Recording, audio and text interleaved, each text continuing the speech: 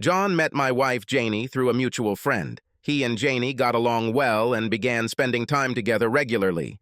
John never really threatened me. He was always pleasant and polite. But when you're entertaining someone else's wife, you tend to be wary. They were fun to snoop around while I was at work or away. But as fun as it was, something was missing. They told me about it later. It was a December night when they decided to complete the missing piece of their puzzle. Janie invited John over to play cards after dinner. He arrived around 8 o'clock in the evening, and Janie greeted him cordially. She hugged him, which I didn't think was that unusual. After all, they were friends. First, we sat on the couch, and I got John a beer from the refrigerator. When I returned, John and Janie were sitting together, holding hands and placing them on his leg. "What's going on, guys?" I asked, because the expression on their faces was that of a person who had to tell some terrible news. "Well, darling," she said, "we have something to tell you, but we'd prefer it if you sat down." I did the smart thing and sat down, and she continued to explain. "John and I have had sexual relations for the past 2 months. You see, we had a chemistry that was stronger than both of us, and one thing led to another. We care about each other." She reasoned sensibly. "I care about you too, and I didn't want to cheat on you, so we have a proposal that we would like to propose." John picked up where Janie left off. "You see, we can't stop dating. There's too much to ignore, but we wanted to make sure you were a part of our little date. We will continue to have sex regularly, but you will be there with us, watching. Maybe lend a helping hand here or there," he said, smiling. Janie continued, "Actually, this will be a lot of fun for you. I looked at your search history, and I know you like cuckolding videos." She rolled her eyes when I got embarrassed. "I saw the history on your browser, and you're constantly searching for cuckold relationships, so I know deep down that's really what you want. Honestly, it will be better for our marriage, too." John started again. "So all we need from you is a signed document, a simple statement that all parties to a contract agree to these terms." I looked through the papers that Janie took out of her purse. Certain circumstances indicated that she and John were to be cleared of any wrongdoing if the agreement failed, and I decided to pursue divorce proceedings.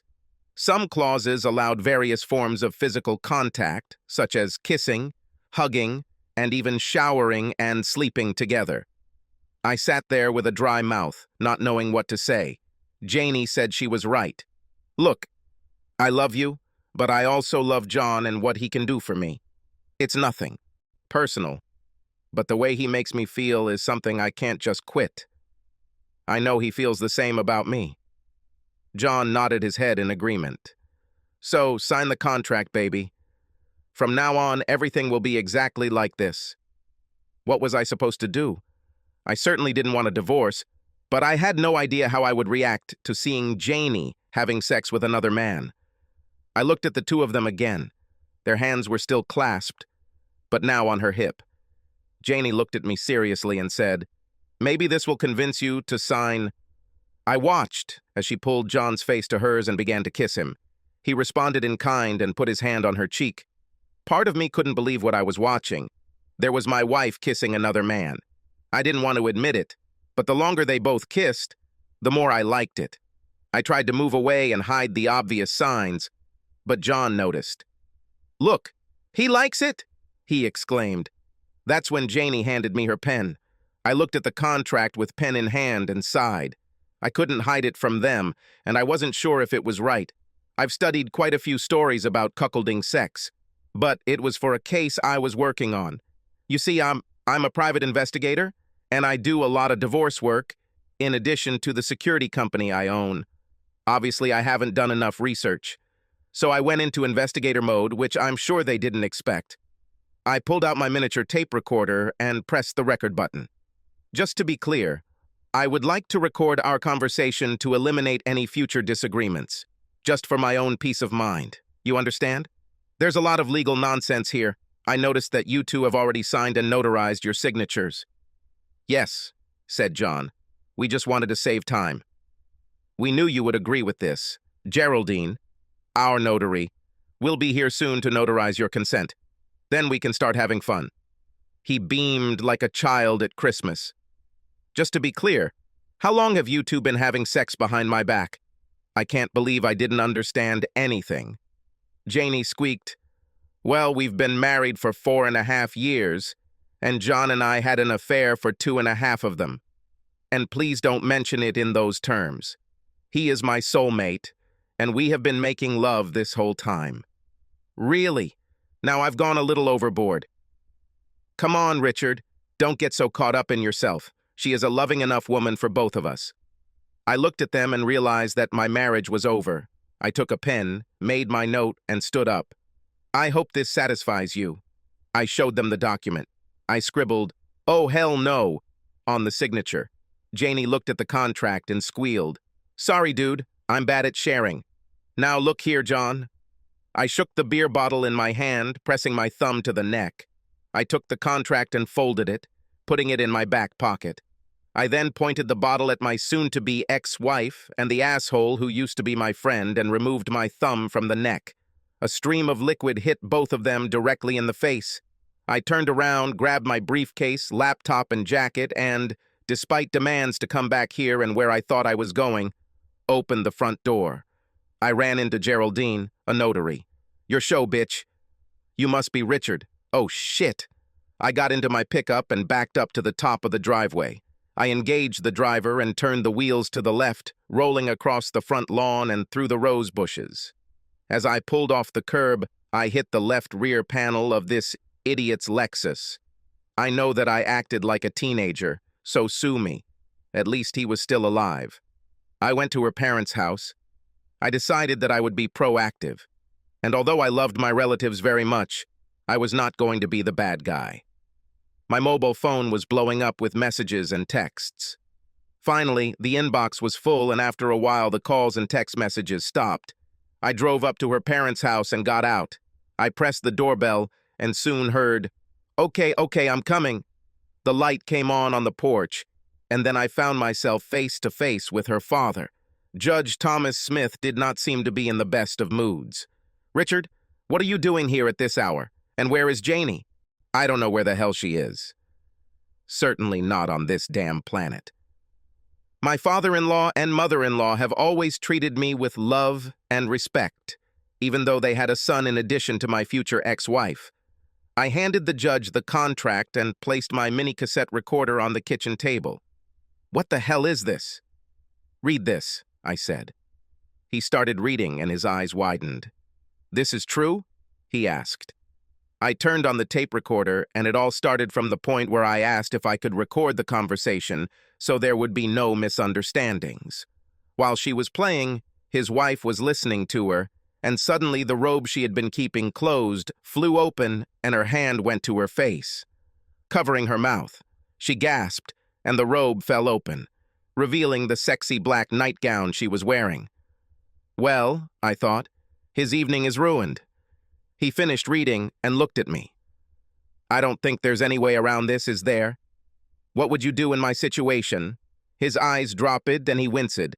"I understand, son." Just then, their old-fashioned home phone rang. His wife answered the phone. "Hello? Mother.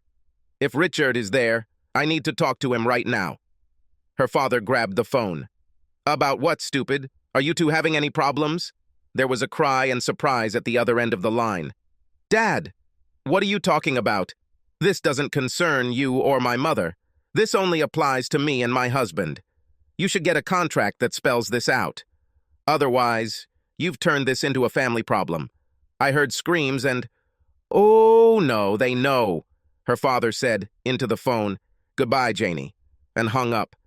Dad turned to me and said, "Go and get a good night's sleep. Then do what you have to do. Just don't do anything stupid, okay?" "Yes, sir. I'm sorry for everything. It's not your fault, son. Sometimes a snake just sneaks into the garden." I got out, got in my truck, drove to the Hampton Inn and stayed there for a week. I started destroying the minibar. Taking off my clothes and collapsing on the bed, I slipped into dreamland. The next morning I woke up and cleaned myself up again. I realized I didn't have any clean clothes, so I called another good friend of mine, Gerald O'Toole. the one who's not sleeping with my wife, and asked him to buy some fresh clothes from Walmart and bring them to the hotel, room 819. He was a little worried about what was happening, so I told him that I would explain everything to him when he arrived. Oh, and grab some Egg McMuffins and extra coffee. Hurry up, buddy. I then contacted my office and ordered my two best guys to begin surveillance on my wife and her lover. I called the bank and blocked all my accounts, personal and business.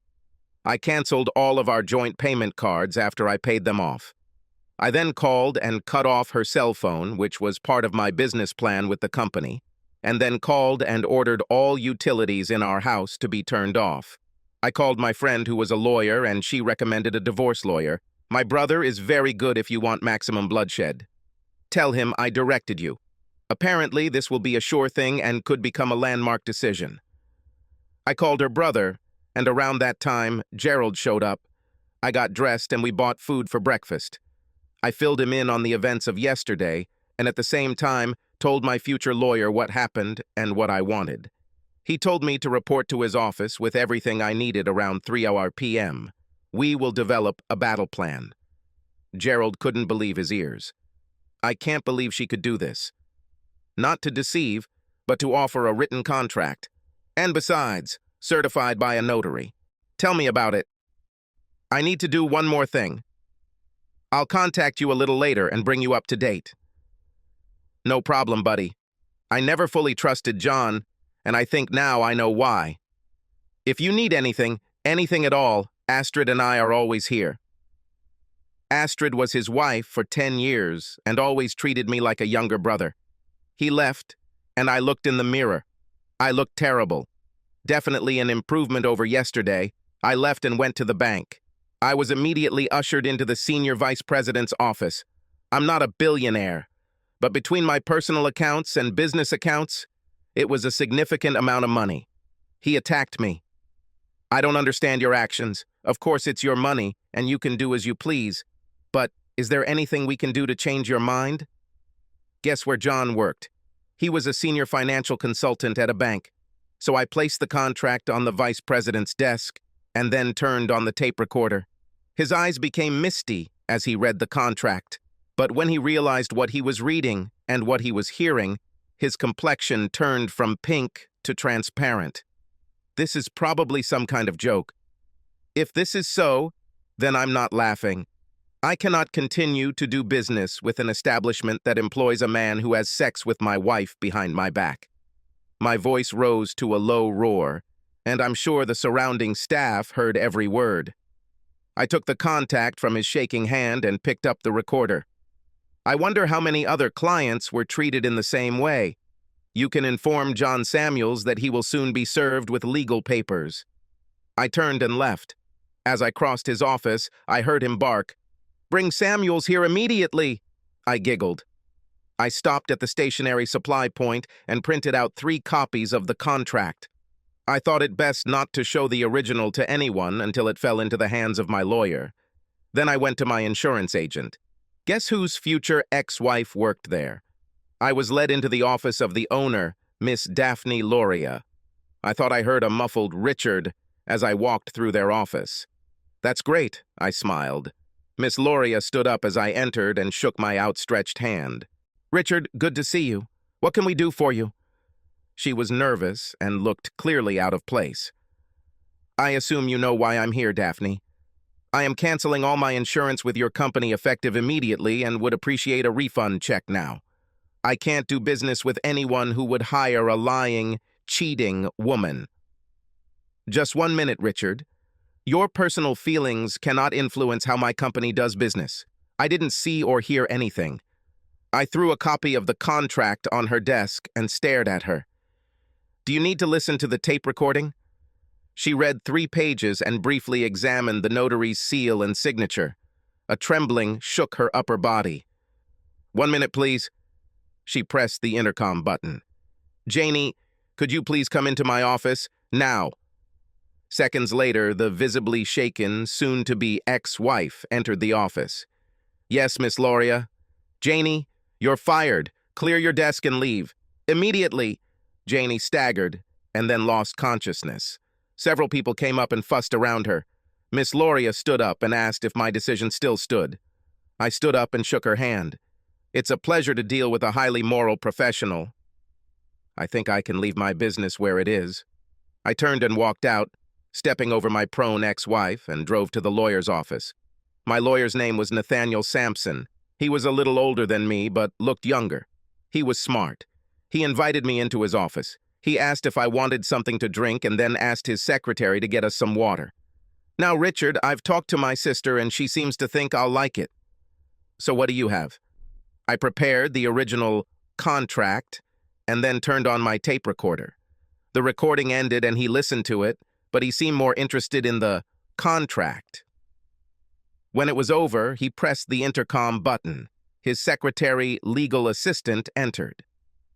Bethany, take this tape recording and make 2 copies. Then put the original in the safe. Buy Mr. Daniels a new cassette and return the recorder back. He returned to reading and continued to glance sideways at me from time to time. Finally, he put down the contract and looked at me. This is for real, isn't it? No one could come up with something like that. He thought for a minute, then looked at me. Okay, so what do you want to do? I want to crucify them. I want to hurt them so much that they won't be able to get a job or have any social life together. I want to they paid big time. He smirked slightly and smiled at me. I have never seen anything like this in my life. I wouldn't mind being a part of this for any money in the world. The first thing we're going to do is get a notary here and question her. I've worked with her before and I think she'll be accommodating. We will have our own notary here and we will do everything legally. We will then verify the authenticity of the tape and put it to good use. We will insist on a jury trial and beat them up. Oh, I said, I think they're both out of work. I made a little fuss at the bank and at her workplace. Even better if we just increase the pressure. If we get a jury trial, I will take up the case pro bono. I already like it. The fact of the matter is that they have no claims to either slander or slander. We have proof that everything they said is true. Until we deviate from the facts, they won't do a damn thing. We'll be able to do or say. Light slowly dawned in my mind. They buried themselves. We invited a notary, and when they told her everything, she attacked them. She testified that they wanted to have their cake and eat it too.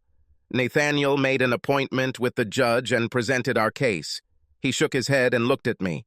I sympathize with you, Mr. Daniels. If I can, I will do everything in my power to make things right. But are you sure you want the jury to hear this? My lawyer intervened.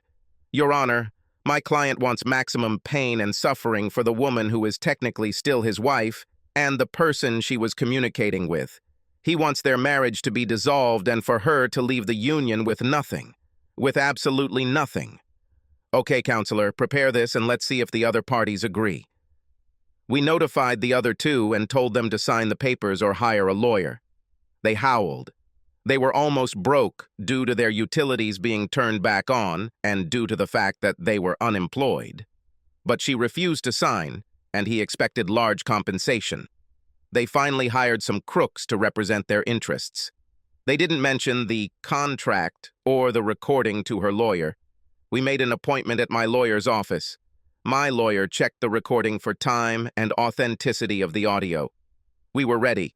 They appeared at 11 a.m., leading her father. I was a little surprised and alarmed. I shouldn't have done this. Janie came up to me as if she was going to hug me. I fought back against her attacks and mocked my former friend. She started by saying that it was all a big misunderstanding and that I had brought holy hell down on both of them. They had both lost their jobs, were almost destitute, and had no prospects for the future. I executed a quitclaim deed and transferred the house to her. But having no money, they quickly went underwater. They tried to put it up for sale, but didn't have much luck. She wanted me back in her life, in her bed, and most of all, in her bank account. My lawyer answered the question with a question. Are you still dating Mr. Samuels? Her lawyer said that was not relevant to the discussion. They're just friends. With that, my lawyer pulled out a contract from his stack of documents and placed it in front of the guy. Let's try again. He stood facing Janie while her lawyer read the document. Are you still dating Mr. Samuels? She turned pale and almost lost consciousness. I don't think I want to answer this question. It's too personal. It's okay, Miss Farrell. You will be able to answer this under oath at trial. I became more and more complacent as I watched their lives fall apart. Her lawyer finished reading the contract, and he looked like he was about to get sick. Ty never didn't mention this before, he said. He contacted my lawyer. These are all rumors. You don't have such real evidence. That's when my lawyer pulled out a sworn statement from Miss Geraldine Schultz, their notary public. He gave this to the lawyer, and then a signed and notarized statement from me about what was said and what was demanded. Then he took out a tape recording. It is admissible in court because your clients knew it was happening and willingly agreed to it. My boyfriend pressed the play button, and their whole world collapsed. Their lawyer looked panicked. That's when her father, a judge, spoke up and sorted everything out. He slammed his hand down on the table and glared at her lawyer. That's enough, Janie. Mr. Hootie, you're fired. Janie, sign the form and get your head out of your ass. Samuels, I want you to leave tomorrow night. Please note that you are named as a co-defendant in the divorce suit. You better get legal representation before Richard rules against you. And Janie, I understand that you won't get anything out of this. I think that if you go to court, you will get even less. Your mother and I are disgusted by you and your behavior. Your brother refuses to bring his wife and children to our house as long as you remain there.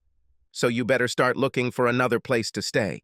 Samuels is your soulmate, and you chose him over your husband, so maybe things will work out for you too. I heard him whisper, I sincerely hope not. It turns out that Janie's parents were footing the bill for her legal representation, so she signed everything while Samuels jumped up and ran out of the room. He disappeared from the face of the earth. I have nothing to do with this. 3 months later, I was the only one sleeping in my bed, and I was a lonely man. Well, that was last night. The Jones sisters promised me that they would cheer me on tonight and all day tomorrow. Life is good. Thanks for hanging out and listening. If you liked the story, hit that subscribe button and give us a thumbs up. Make sure to check out our other wild tales right here on the end screen. Catch you in the next story.